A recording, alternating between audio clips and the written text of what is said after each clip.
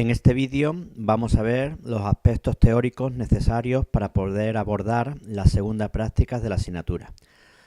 Segunda práctica que, como vemos, va sobre variable compleja, es la segunda práctica relativa a variable compleja y los contenidos fundamentales de esta práctica van a ser la raíz enésima de un número complejo, unas breves nociones sobre cómo trabajar con curvas y regiones en el plano complejo, y aspectos básicos y primeros aspectos sobre funciones de variable compleja, así como límite, cálculo de límite de funciones y una breve pincelada sobre continuidad.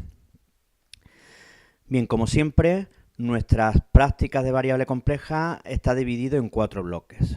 Un primer bloque en lo que se desarrollarán o se explicarán los aspectos teóricos necesarios para abordar la práctica. Un segundo bloque en lo que aparecerán los elementos propios de Derive y los programas que los profesores hemos elaborado y disponibles en el fichero de utilidades para poder resolver los ejercicios, y después las dos baterías de ejercicios como siempre. En el tercer bloque, la batería de ejercicios resueltos que tendréis resueltos tanto en formato de Derive, en formato PDF y en vídeo, y el bloque para que vosotros ejercitéis de ejercicios propuestos, para los cuales os colgaremos posteriormente, cuando termine la semana, la solución correspondiente. Bien, como hemos dicho anteriormente, los contenidos de esta práctica segunda los tenemos aquí, los que hemos comentado anteriormente. Empezamos a ver ahora el concepto de raíz enésima y cómo abordarlo con los números complejos. Bien, como no puede ser de otra forma, la definición de raíz enésima de un número complejo es de la misma forma, o se define de la misma forma que de un número real. Decimos que W es una raíz enésima de un número complejo si SW elevado a n coincide o nos da como resultado el propio z. Y escribiremos que W es z elevado a 1 partido por n, o en notación con radicales, raíz enésima de z. Bien, para poder calcularlo de forma operativa, conviene expresar nuestro número z en forma polar.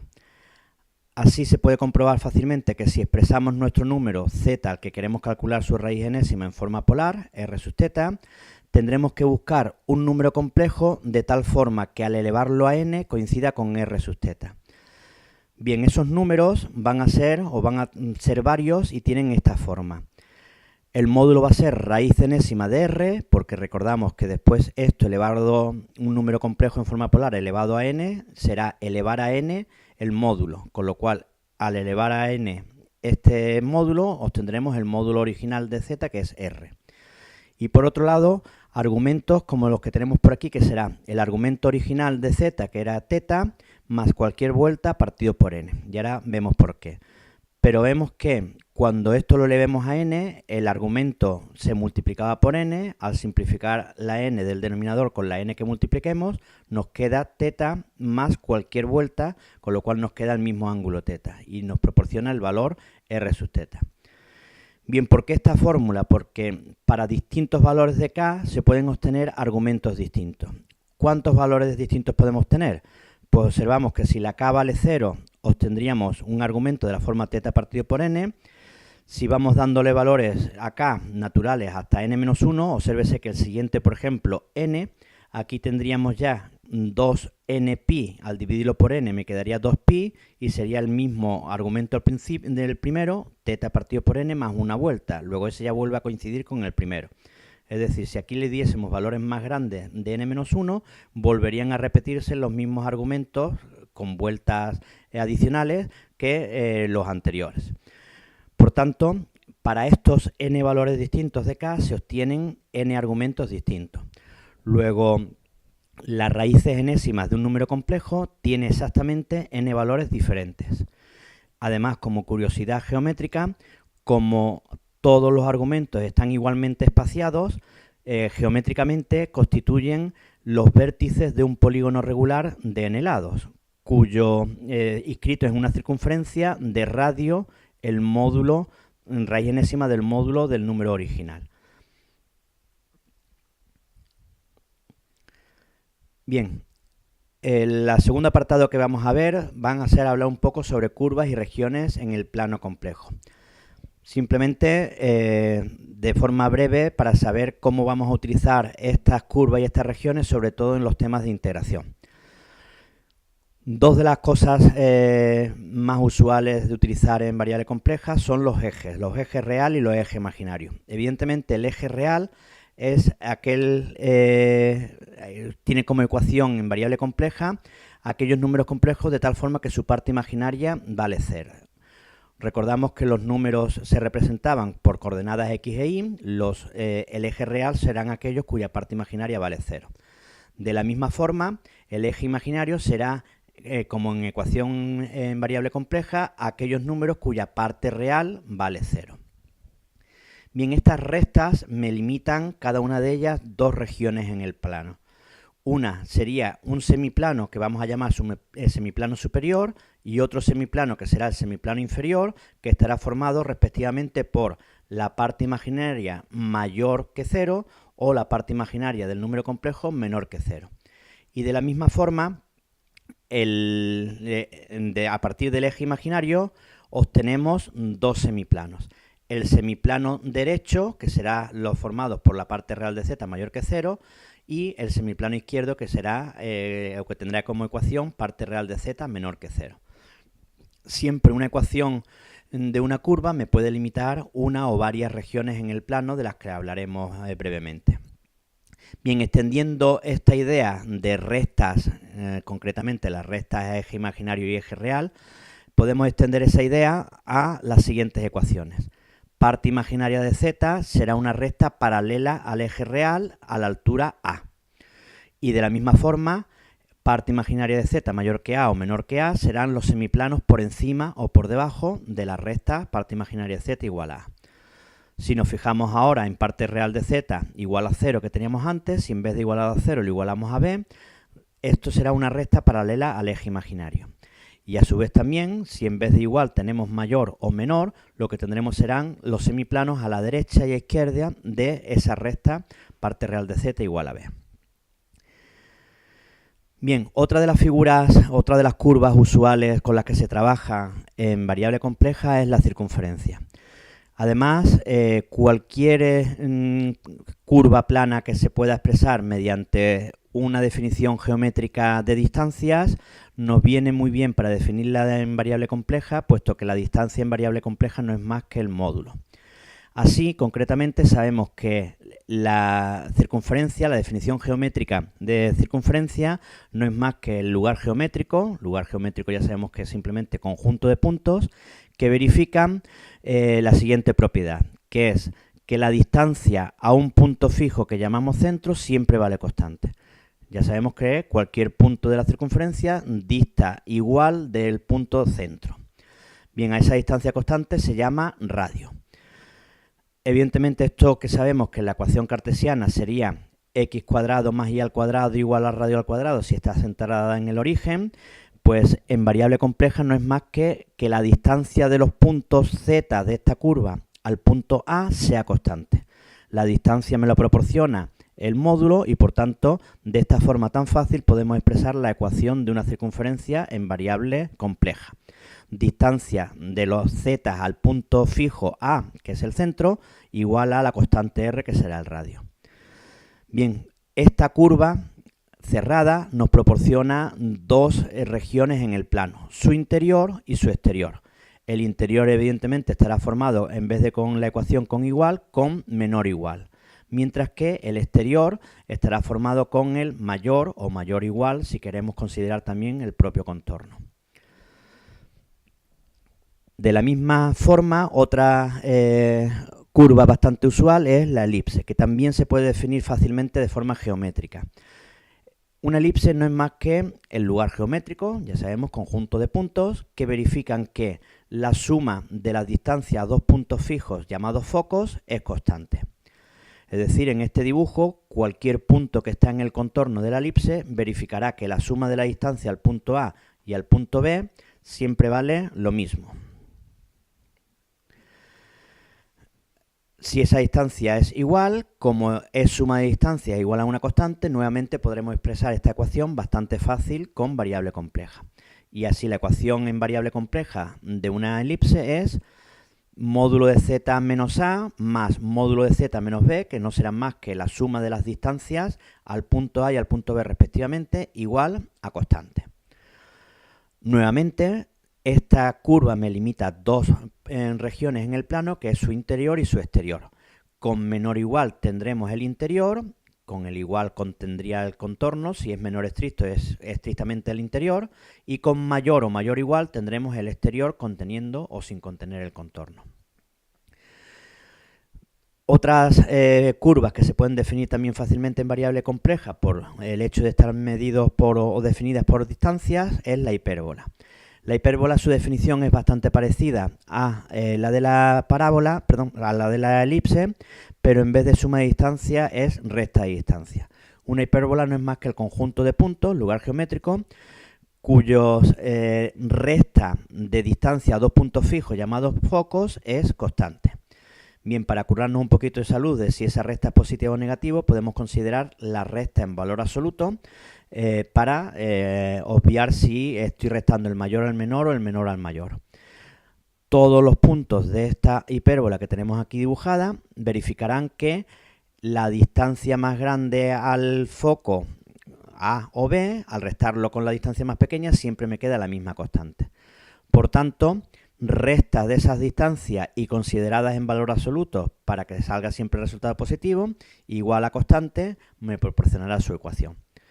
En este caso, al tratarse de figuras infinitas y abiertas, curvas infinitas y abiertas, pues no tendría mucho sentido hablar de las regiones que se forman, aunque podríamos hablar pues regiones que esté comprendida entre las dos ramas o el exterior de las dos ramas, pero ya no tienen mucho sentido como en los casos anteriores.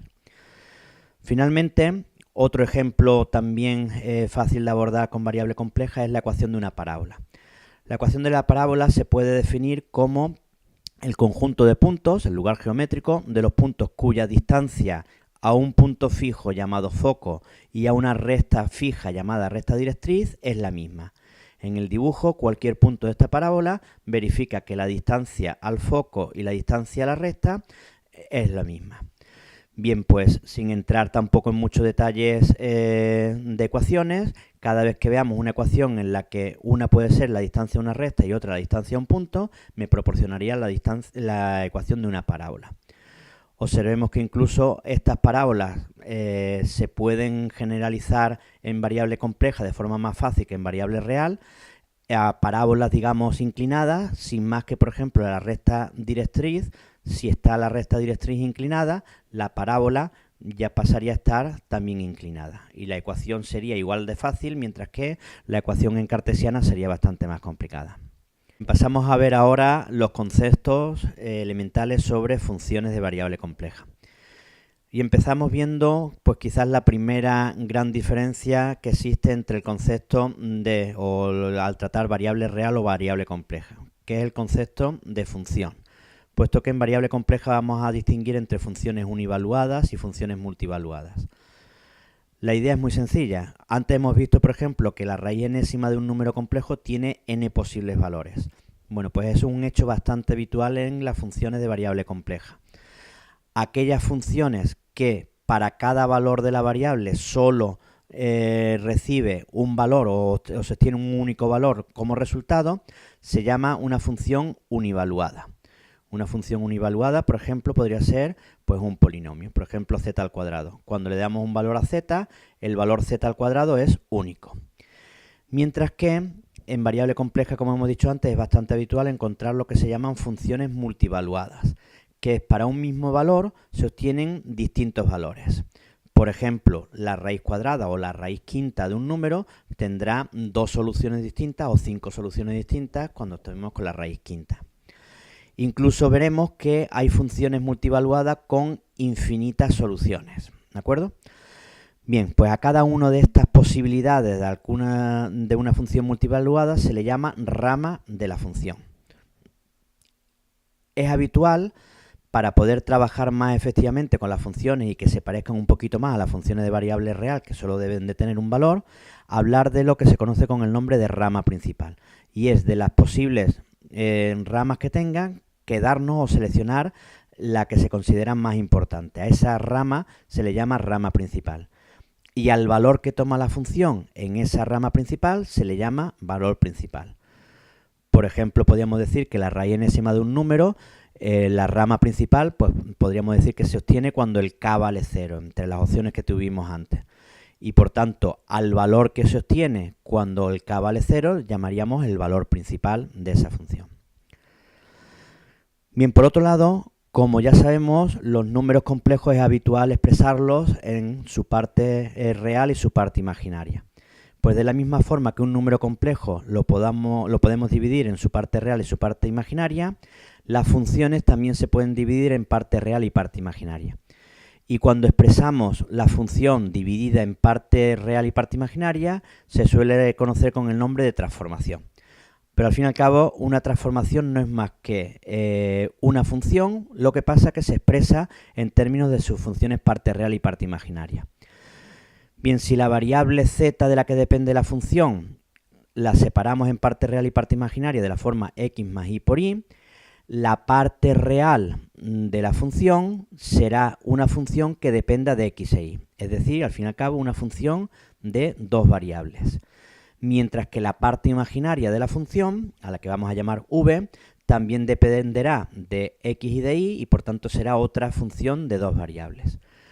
Luego, al fin y al cabo, una función de variable compleja lo podremos expresar como una parte real y una parte imaginaria en las que ambas son funciones de dos variables, dependientes de x y de y. Esto es útil también, el concepto de transformaciones, para hacer representaciones gráficas de variable compleja. Puesto que sin entrar en mucho detalle, pero una representación en variable compleja necesitaríamos dos variables para poder representar la parte real y la parte imaginaria de nuestra variable z. Y otras dos variables para representar la imagen. Como no podemos dibujar en 4 dimensiones, las representaciones gráficas en variable compleja se suelen hacer con un doble diagrama.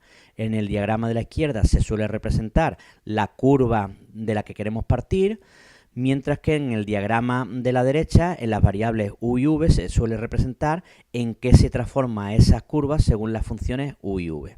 Luego, el concepto de transformación, una de sus aplicaciones fundamentales es para poder hacer representaciones en el plano complejo. Pasamos ahora a continuación a ver las funciones complejas elementales. Vamos a hacer una barrida rápida por todas las funciones que existen en variable compleja. Las más facilitas conceptualmente son los polinomios, que tampoco hay que decir mucho más sobre ellos. Un polinomio no es más que multiplicar constantes por la variable elevada a distintas potencias. ¿De acuerdo? Evidentemente tenemos los conceptos relacionados igual que en variable real, como es el grado de un polinomio y demás. Sí es importante destacar que a los polinomios de grado 1, por sus características fundamentales que veremos en prácticas más adelante, reciben un nombre especial que es el de transformación afín. Las siguientes funciones elementales que podemos considerar es precisamente cocientes de polinomios. Tampoco hay que hablar mucho más sobre ellas. Se llaman transformaciones racional porque es un cociente racional de polinomios y nuevamente por un trato especial que le daremos en prácticas sucesivas, en prácticas siguientes, reciben el nombre especial de transformación bilineal o transformación lineal fraccional, las que son cocientes de polinomios de grado 1. Bien, entramos ahora en una función bastante importante, que es la función exponencial, función que ya habréis trabajado en asignaturas como cálculo y demás, y que sabemos que se define de la siguiente forma. E elevado a z, si expresamos el z con su parte real y su parte imaginaria, para que la exponencial herede las propiedades que tiene la exponencial real, las propiedades evidentemente que pueda heredar, se tiene que definir de la siguiente forma. E elevado a x por coseno de y más y veces seno de y. Estamos viendo, por ejemplo, lo que suele ocurrir con bastante frecuencia en variable compleja, y es que una sola función de variable compleja engloba a varias funciones de variable real, como en este caso exponenciales, senos y cosenos. Bien, otros conjuntos de funciones elementales, las siguientes serían las trigonométricas.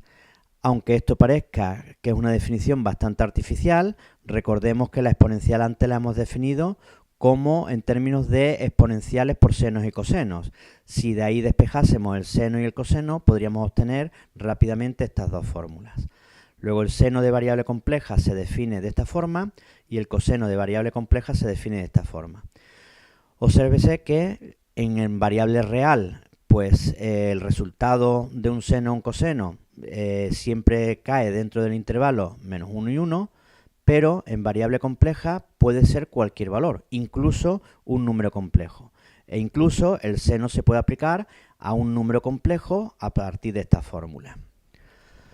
Con lo cual, en este caso, como comentaremos más adelante, pues sí tendrá sentido hablar de arco cuyo seno vale 2, porque en variable real no tendría sentido, pero en variable compleja sí.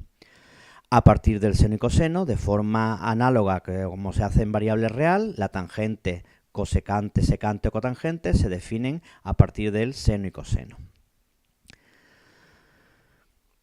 Las siguientes funciones elementales son las hiperbólicas, cuya definición es prima hermana que en las definiciones que tenemos para el caso real. Seno hiperbólico y coseno hiperbólico se definen como restas o sumas de esas exponenciales partido por 2 directamente, y a partir de ellos, pues como en caso real, la tangente hiperbólica, cosecante, secante y cotangente hiperbólica se definen como los cocientes adecuados de senos y cosenos hiperbólicos. Bien, entramos en la función logarítmica, que va a ser pues la primera quizás con mayor diferencia, aunque las otras ya hemos comentado que tienen también diferencias con el caso real, pero en el sentido de que nos vamos a encontrar aquí con la primera función, que es multivaluada. Observemos que si queremos calcular el logaritmo de un número z, el logaritmo va a ser la inversa de la exponencial. Es decir, el resultado del logaritmo z será un número omega si z es igual a e elevado a omega. A ese omega lo vamos a anotar como logaritmo de z, y si expresamos para la forma más fácil de calcular el logaritmo en número compleja, expresando el número en forma polar.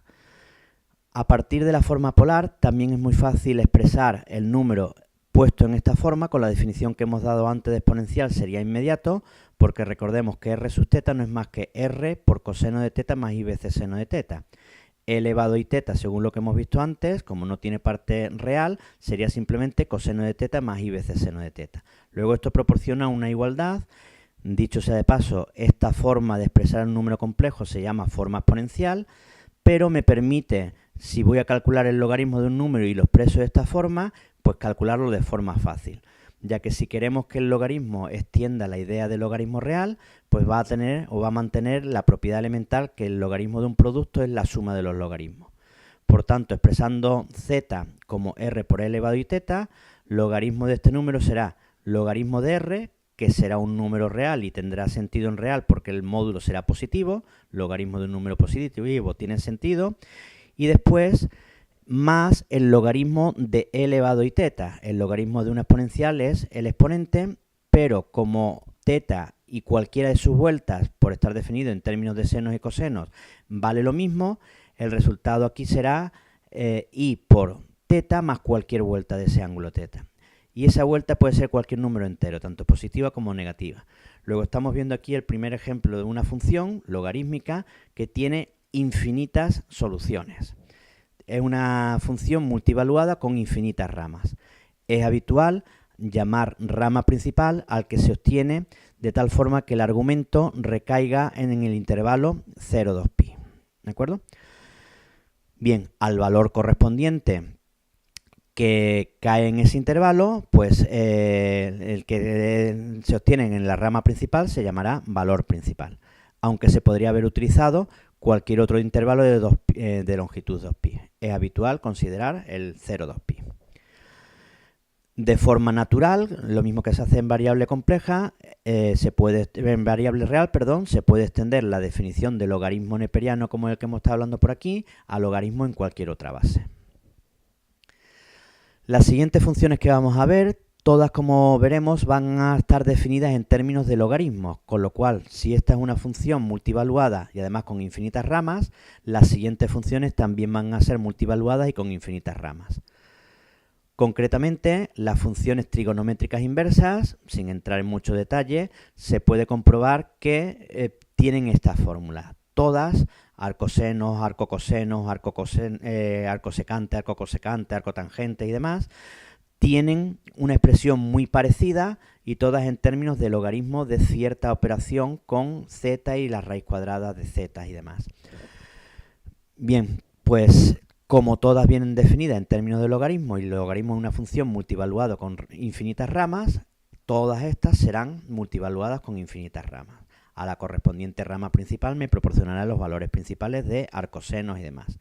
Como hemos dicho antes, en variable compleja sí tiene sentido calcular arcosenos, por ejemplo, no solo de números distintos entre menos 1 y 1, sino incluso números complejos. Y tendrá sentido calcular, por ejemplo, arcoseno de i, sin más que calcular esta formulita. Es importante a nivel de programación para la práctica saber que Derive trabaja con la rama principal de las funciones multivaluadas. Y por tanto nosotros, como veremos a continuación cuando expliquemos los programas que se han elaborado, para evaluar funciones de forma apropiada, hemos desarrollado unos programas que me devuelven las infinitas soluciones que tiene, por ejemplo, un arcoseno o un logaritmo o un arcocoseno. Lo veremos en el apartado sobre funciones con las que vamos a trabajar en la práctica. De la misma forma se definen las arcosenos, las funciones hiperbólicas inversas, que también vienen en términos de funciones logarítmicas, por tanto todas estas también serán multivaluadas con infinitas ramas. Por último, definimos una función elevado a la función potencia de base y exponente complejo de la siguiente forma. La idea es muy fácil. Lo que hacemos es definir una igualdad que z elevado a alfa es lo mismo que e elevado a alfa por logaritmo de z. Y por tanto, como logaritmos de z ya sabemos calcular y exponenciales también sabemos calcular, se puede generalizar esta idea a una función elevada a otra función. Y formalmente se define en variable compleja el valor de una función elevada a otra función como e elevado a la función exponente por el logaritmo de la base, debido a las propiedades elementales de que el logaritmo de una potencia, la potencia saldría fuera del logaritmo. Nuevamente, como el logaritmo es una función multivaluada, pues generalmente lo que obtenemos con estas funciones potencias son funciones multivaluadas. Pasamos ahora a ver el concepto de límite de funciones de variable compleja, que como vamos a ver, salvo posteriormente en el concepto del infinito, todo es extensión inmediata de la definición y operaciones elementales con límites de variable real. De hecho, la definición de límite de una función en un punto, que es un valor, como veis, tiene exactamente la misma definición que en el caso de variable real. Al igual que en el caso de variable real, si el límite existe, este límite será único. Y para el caso de una función multivaluada, el valor del límite puede depender de cada una de las ramas que la función multivaluada tenga. Generalmente, si no se indica lo contrario, las funciones multivaluadas las trabajaremos con su rama principal y el límite se lo calcularemos a su rama principal. En cuanto al álgebra de límites, de las operaciones con los límites, exactamente las mismas operaciones que con variable real. Límite de la suma de los límites, límite de la resta de los límites, límite del producto, el producto de los límites y límite del cociente, cociente de los límites. Siempre que estos límites existan y en el caso del cociente, siempre que además el límite del denominador sea distinto de cero. Por otro lado, y con la caracterización que hemos visto antes de funciones de variable real, de funciones de variable compleja, como en plan transformación y las podemos asimilar a dos funciones de variable de R2, pues podemos tener este concepto o esta definición equivalente del cálculo del límite de una función de variable compleja. Y al fin y al cabo, el límite de una función de variable compleja no es más que el cálculo de dos límites de funciones de R2, el de la parte real y la parte imaginaria. Así, el límite de la función parte real tiene que ser igual al u sub 0, que es la parte real del valor del límite. Y lo mismo con la parte imaginaria. Bien, Nuevamente, esta propiedad nos indica que el límite de un número, de un límite complejo existe si y solo si existen los límites de su parte real y su parte imaginaria. Pasamos ahora a ver el concepto de límite en el infinito y límites infinitos. Aquí es donde vamos a observar la diferencia fundamental entre el concepto de límite para variable real con respecto a variable compleja, pero más por el hecho del cálculo de límites, por la definición o el concepto del número infinito o del complejo infinito. Bien, sabemos que en el caso real estamos acostumbrados a ponerle un signo al infinito, más infinito menos infinito. Con más infinito expresamos algo que es más grande que cualquier número, mientras que con menos infinito expresamos algo que es más pequeño que cualquier número. Sin embargo, en variable compleja, como sabemos, los números no son comparables entre sí. No podemos decir que un número complejo sea más grande que otro. Por tanto, no tendría sentido decir que el más infinito en variable compleja es más grande que un número complejo, porque no existe ese orden. Pero lo que sí podemos ver es que un número esté más lejos o más cerca del origen, es decir, que su módulo sea más grande o más pequeño. Y por tanto, la idea de infinito en variable compleja es aquello que tiene módulo más grande que cualquier número complejo. Bien, tener el módulo grande significa que está alejado del origen, y por tanto el concepto de infinito en variable compleja es cualquier cosa que se nos aleje cada vez más del origen. Si en variable real ese alejarse del origen podía ser por la parte derecha o por la parte izquierda del eje real, en los números complejos, como estamos en el plano R2, nos podemos alejar del origen en muchas direcciones. Y por tanto, el número infinito en variable compleja no tiene signo, como le ocurre también a cualquier número complejo, que tampoco tienen signo. Tienen signo su parte real y su parte imaginaria, pero no el número complejo como tal. Luego, infinito en variable compleja es algo cuyo módulo es más grande que el módulo de cualquier número complejo. Bien, teniendo esto presente, las definiciones en las que intervienen límites serían exactamente del mismo tipo que en variable real. Y así podemos hablar del límite cuando z tiende a infinito, o que el límite cuando z tiende a un punto, el valor es infinito, ¿de acuerdo? O límite cuando la variable tiende a infinito, que vale infinito. Pero en este caso ya sin hablar ni más infinito ni menos infinito. Otro concepto fundamental en el cálculo de límites son las operaciones, entre comillas, permitidas entre límites, y las operaciones no permitidas entre límites, que es lo que se suelen llamar indeterminaciones. Así, por ejemplo, al igual que en variable real, algo que tiende a una constante dividido a algo que tiende a infinito, pues en límite se nos va a cero. Así tendríamos las distintas operaciones permitidas, digamos, entendiendo, cuidado con este signo más o menos al infinito, no que el infinito tenga ese signo más o ese menos, sino que estamos haciendo un límite de una expresión que tiende a una constante a lo que se le suma o se le resta una expresión que tiende a infinito. Bien, pues en ese caso, y salvo que el z fuese infinito, pues eso tenderá también a infinito.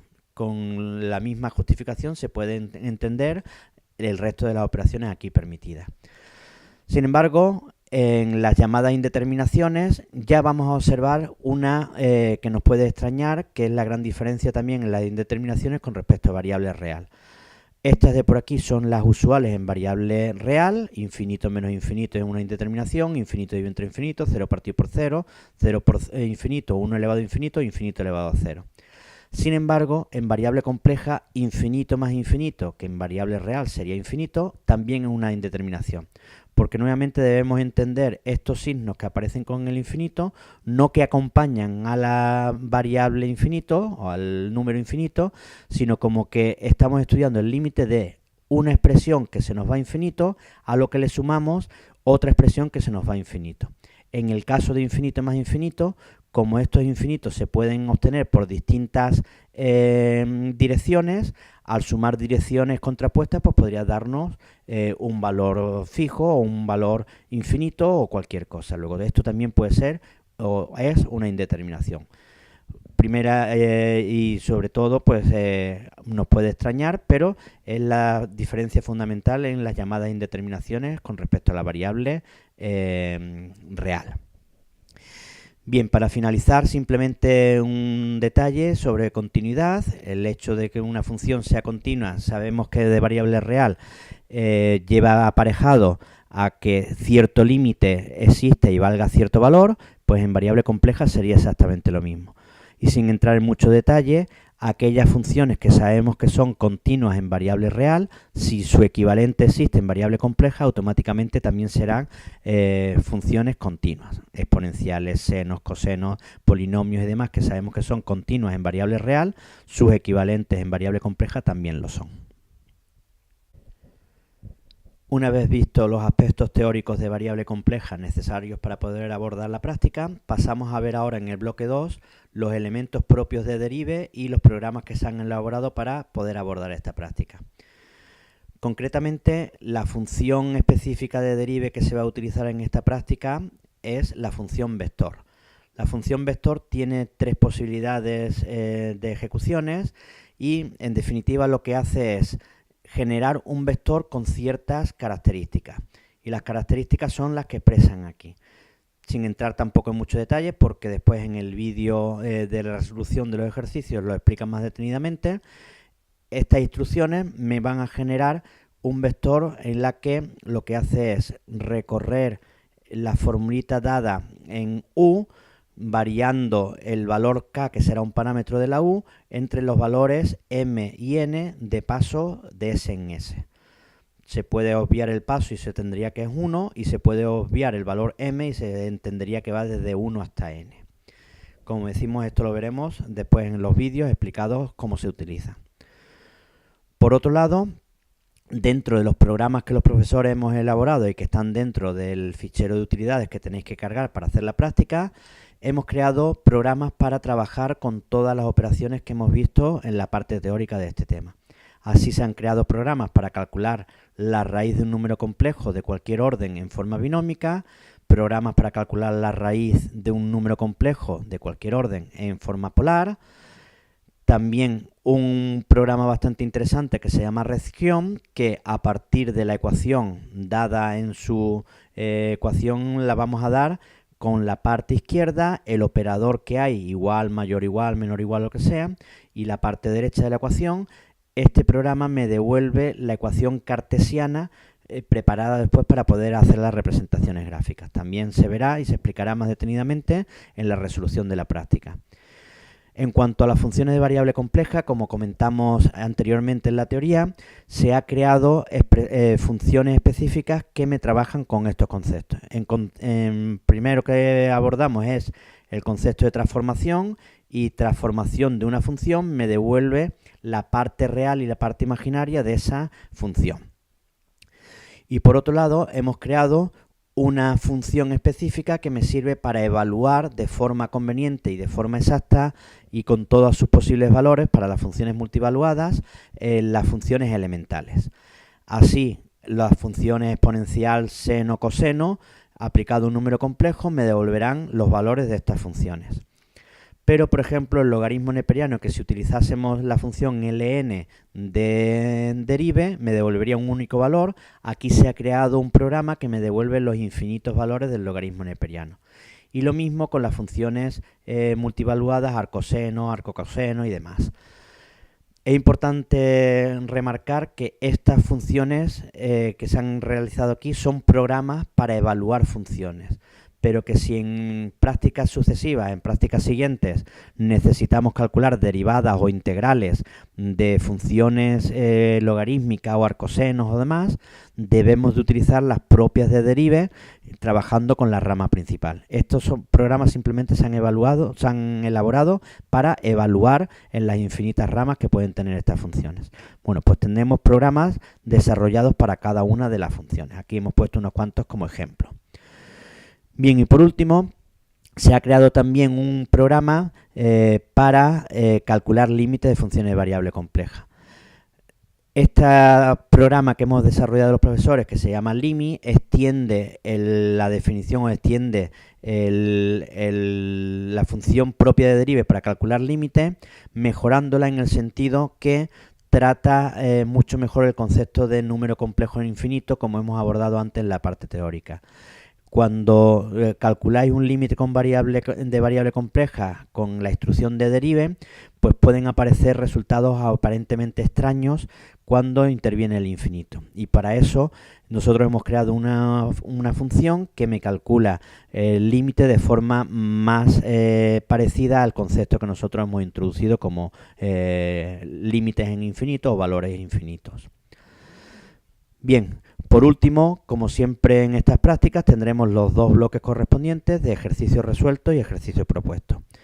Bien, ya sabéis que estos bloques estarán formados por ejercicios de distinto tipo, de dos tipos, que son ejercicios en los que tendréis que utilizar el programa de derive, bien las propias funciones de derive o bien los programas que nosotros hemos elaborado para ejecutarlo y obtener el resultado.